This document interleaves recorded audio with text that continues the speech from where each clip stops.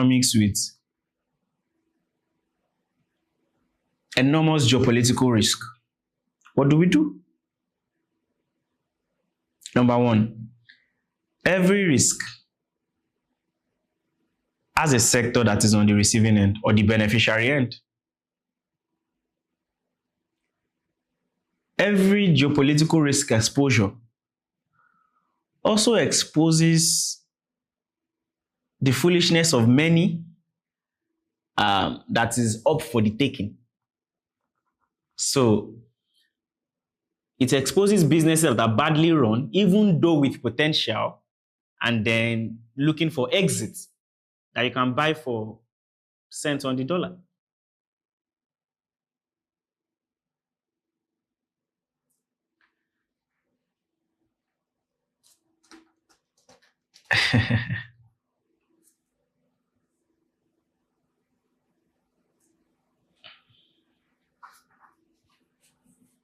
We don't,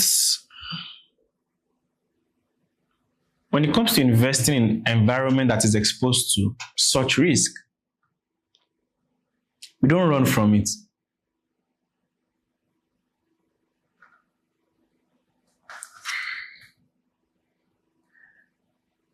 We get close, we observe, we learn.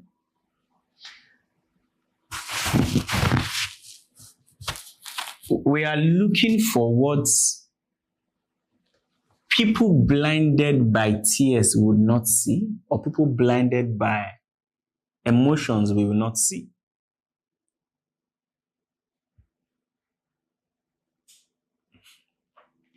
Because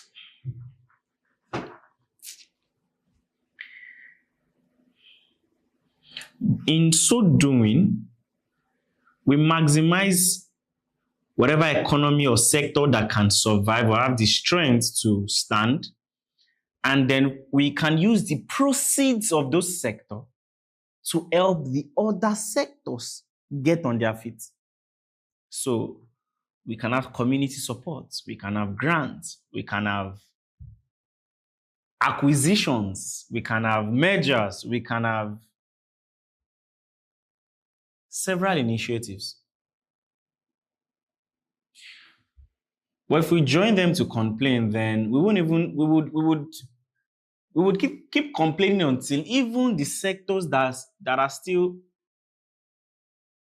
that look like they are surviving, but they are currently on oxygen, till they run out of oxygen and then they die and everything is in disarray.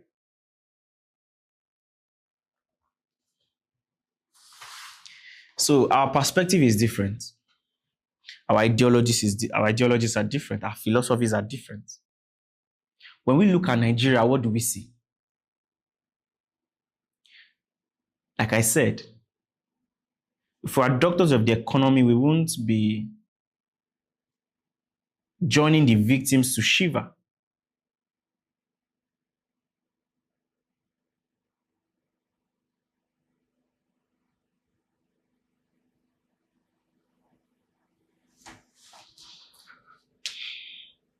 What sector gives an edge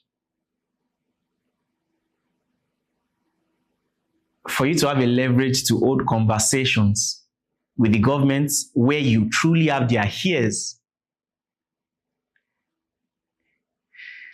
You see, many things that I saw a quote somewhere. It said, the oppressor, it is not the responsibility of the oppressor to release the oppressed.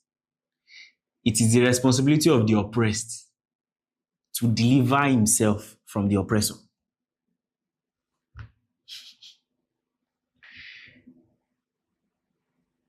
This is the point where I feel like saying the word seller.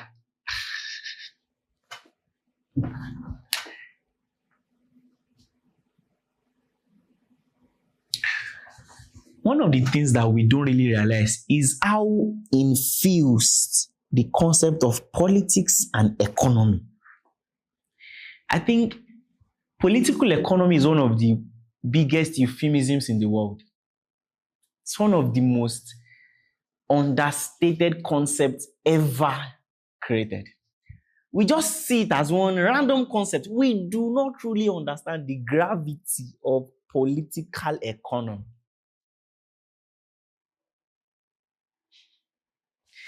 It's the reason a salary of a position can be 1 million naira, but the ticket of the position can be 100 million naira.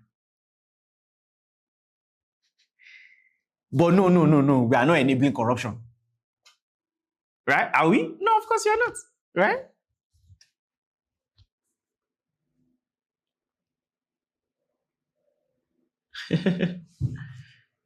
You hate corruption.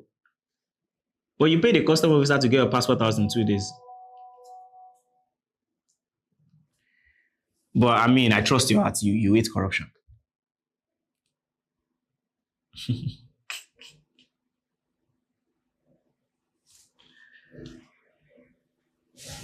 Data don't lie. Data doesn't lie. Figures, numbers don't lie. It's the reason why we work with Excel sheets. It's red and green. Right? In some other cases, blue and black.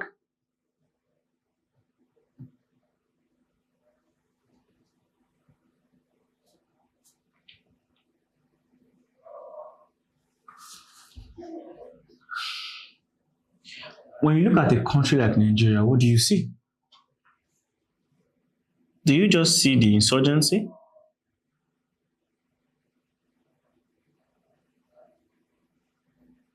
Do you just see that farmers can no longer farm? Or do you see that in the presence of capital, large mechanized farming in well-secured environments could be possible, whereby the so-called farmers who cannot farm cannot be in a safe environment where they can farm under protection? Flip side is some people would say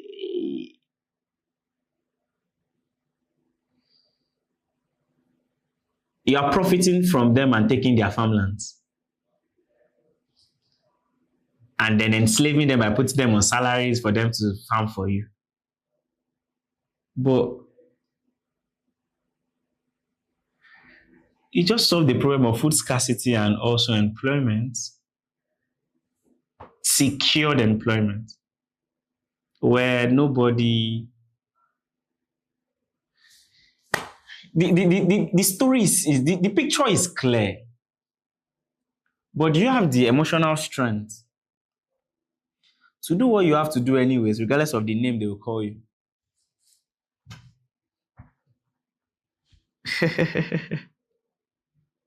That's just one example. You see that now. You see why the kind of investment conversation that Nigeria needs, in fact, it is to our advantage that we discourage peasants investing. Just buy one stock here. Just buy two stock here. Just invest. In 2,000 years, you can build this amount in portfolio. And all those things. When we can honestly encourage everyone to truly invest in themselves to be way valuable,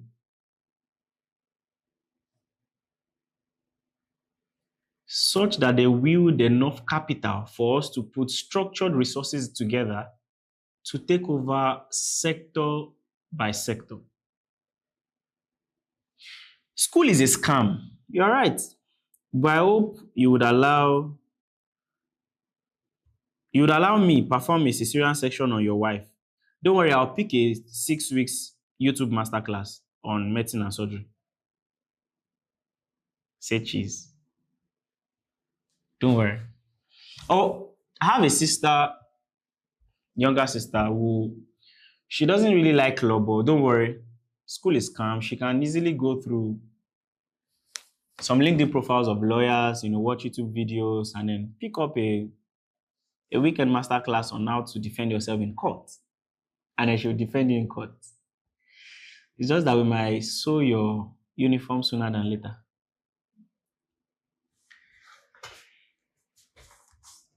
We say things that should be contextual in absolute. And that's the danger. Are there courses that should not take 4 years in the world of technology? Yes.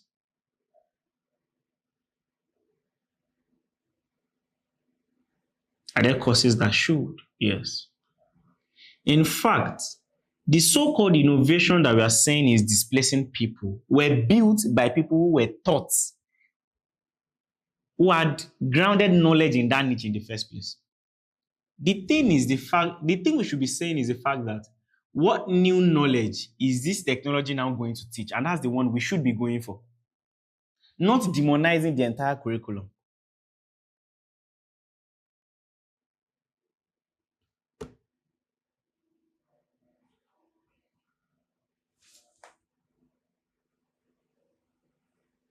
I mean, some learn with typewriter, some of us learn with Mavis Beacon. And then we are typing, and there's no coach. Some people learning computer was Google.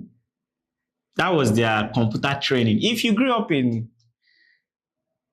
an environment in Nigeria where access to computer is a luxury, you know what computer training is. Because it's a school you have to go separately. Meanwhile, the best computer training is to have a computer in your house.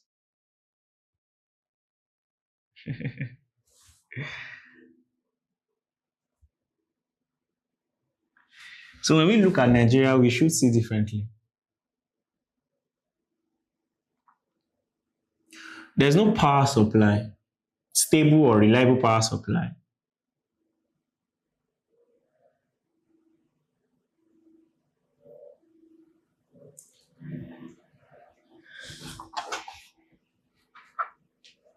What can we do about it?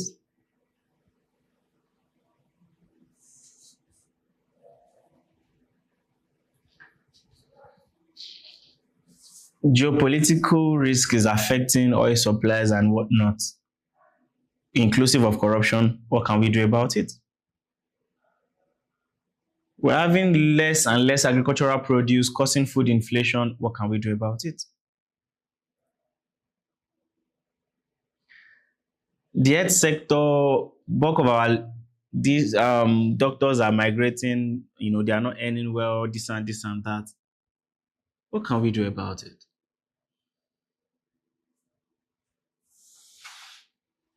And we are not saying what can we do about it as an NGO. No. What we are saying is that is there any sector that has quite a little bit of solid foundation that we can build on? But the truth is, we have a good model of what it takes to take on a sector with the Dangote refinery. And we saw that it cost about $30 billion. Maybe not everything will cost up to that, but at least we know that we are talking in conversations of billions of dollars. So there are some conversation around investing in Africa that should die. We have too much dormant capital in lands, in funds.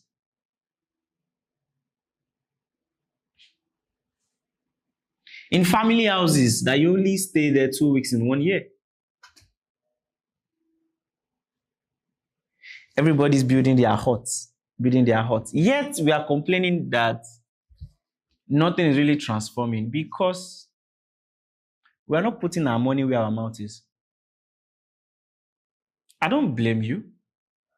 You can only act based on the information available to you. And that's basically why additional intelligence exists. I just want to really study the economy, find tangible opportunities that can be exploited. Honestly, with such distinct perspective, there's no one I would present what I'm seeing to that would be able to resist it, except you don't have the capital or you just have something personal against Nigeria.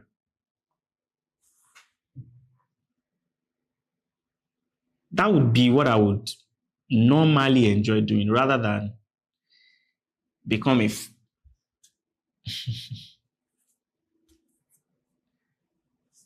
influencer.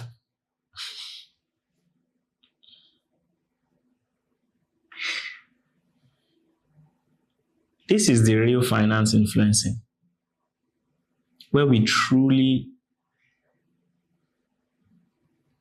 not analyze what is happening. I mean, summarize what is happening, which is what most marketing sites in quote does. The market did this week. The market did that this week. The market that is, we are just summarizing what's happening. What's the intelligence there? What sector is promising? Not based on last week's performances.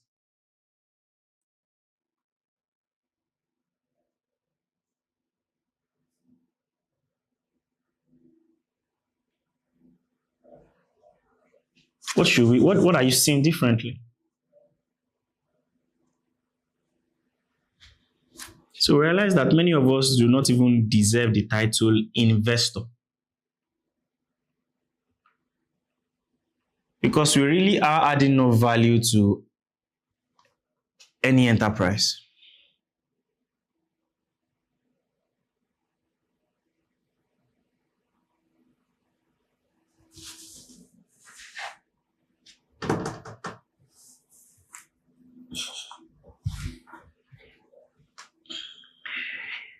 Having said all this, investing is still a very selfless endeavor.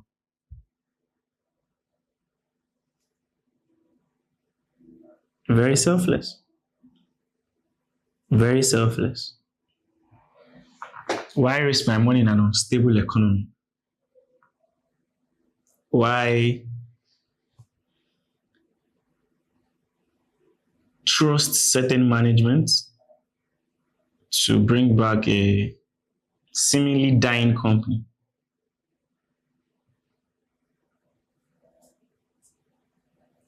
I saw a post online and someone was saying that the country is spoiling, but a musician was releasing music. And someone responded, you didn't go to work. You didn't open shop. But the musician should not sell his own market. You are probably even tweeting from your office. We might not be totally honest with ourselves.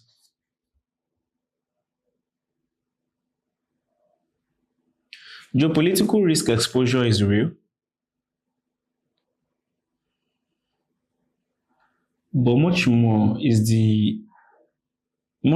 real is the intelligence that should be able to make decisions amidst those risks. Don't forget, we are not making decisions. Our decisions might look like it's exploiting the gaps, the tensions, the negative thing that's happening. But in the long run, our decisions are actually the way out of those negative occurrences.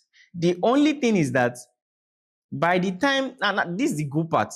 The good part is by the time you now see the impact of what we are doing, the only thing you'll be able to now calculate would be the return on investment we made.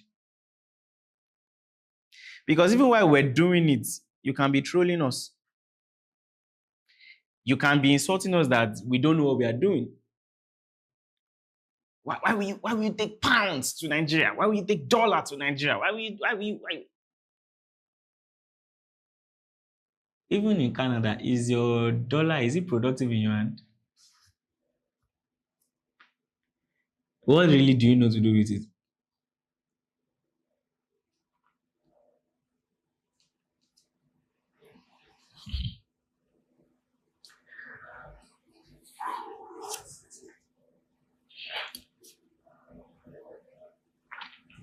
This is why successful entrepreneurs are better investors. In fact, they are oftentimes the successful investors because of the uniqueness of their site, the distinctness of their perspective. That makes a lot of difference. A lot of difference. A lot of difference.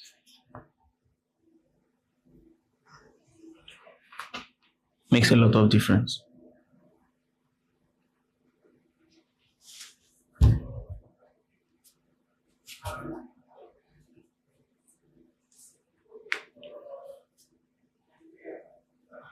When we have these conversations, and it looks as if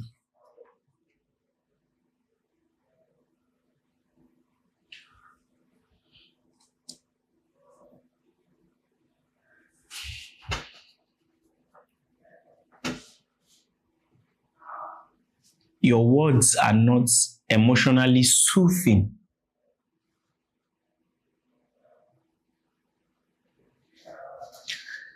Like I said, if a doctor wants to be emotionally soothing to the patient, he would not treat the patient.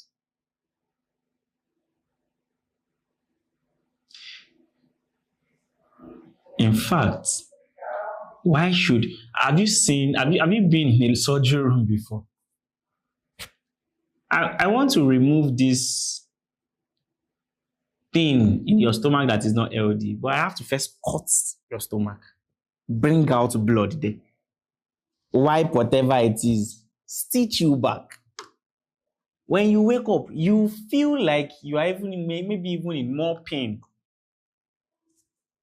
But slowly, yet surely, one day you wake up and you realize that the pain is gone. In fact, maybe years later, the scar is almost faded. That's the perspective we bring to the economy. We are not trying to run helter-skelter and pants, what's happening, what's this, what's that. No. We look for the debris. We look for what's one thing we can do that even have any chance of us getting something right. And then we make the attempt. Because in certain situations, inactivity is a bigger risk. That's what people don't know. Inactivity in an environment with geopolitical risk exposure, inactivity is riskier. Inactivity is riskier than even making an attempt to do something.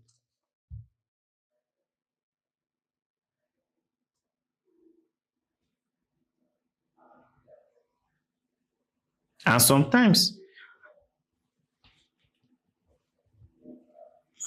what we call activity is looking for pity. Economically. Please, my conversation here is strictly economical. It's not, just make sure that whatever interpretation you're interpreting it as has to be strictly economical. So you don't bend into where I didn't send it.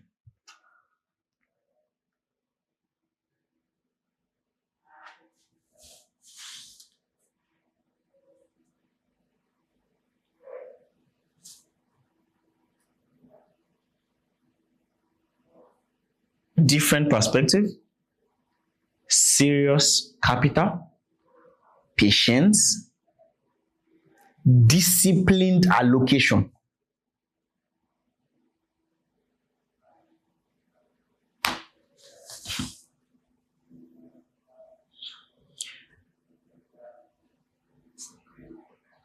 Nigeria is not where you invest in, I think.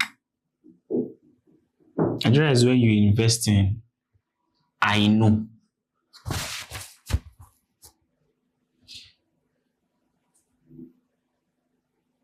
And I think one of the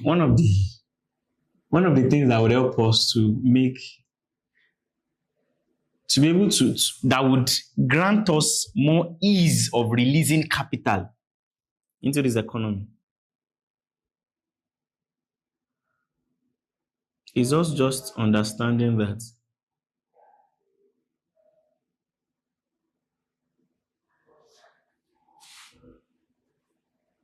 there are many opportunity-looking traps. They look like opportunities, but they are drains. And there are few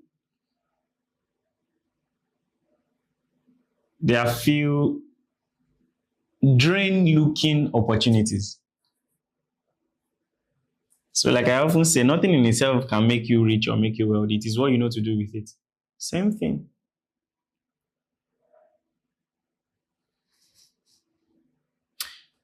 And I can bet it with you in conclusion.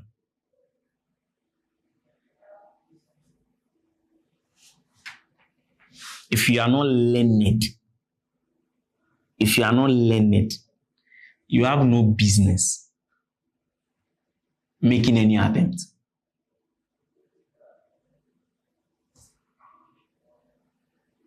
You have zero business making attempt if you are not learned.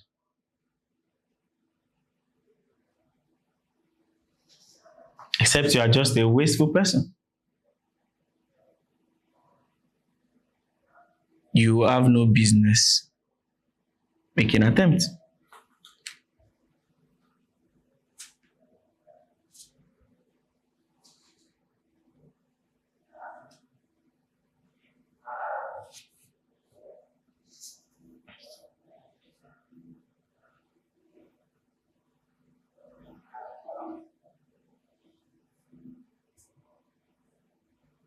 There are better managers of your capital. But the question is, do you even qualify to be their clients? So, your own role in all this could just be you honing your skills. Also with a perspective to, this is not the era where you just go to school blindly. This is not the period where you go for any course they give you in school. Please, especially for parents.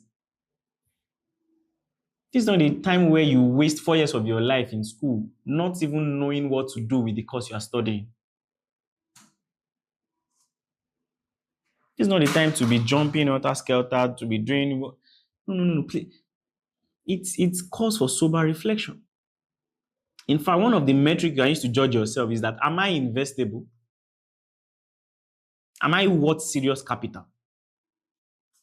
What I claim to be doing, is it worth putting $1 million into? Is it worth putting tens of millions of dollars into? Is it worth putting hundreds of millions of dollars into? In fact, it can be so bad that you can even draw up your vision plan and there's no way you can check it and see that this thing, even in the vision, it doesn't look like it would ever qualify for $1 billion of capital.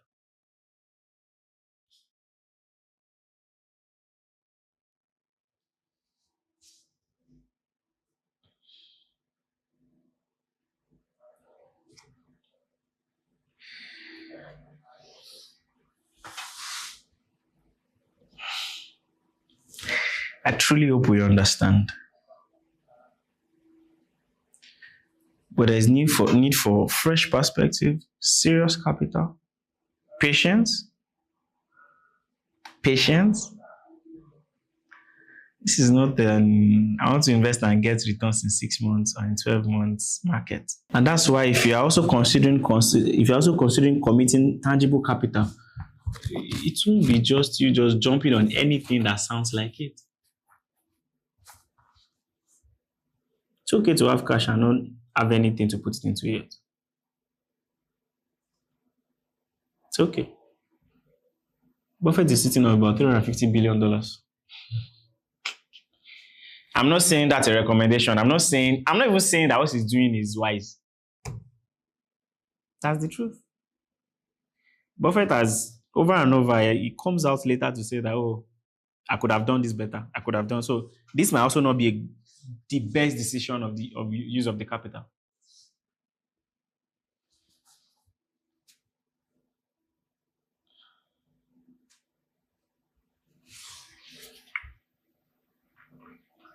But you know that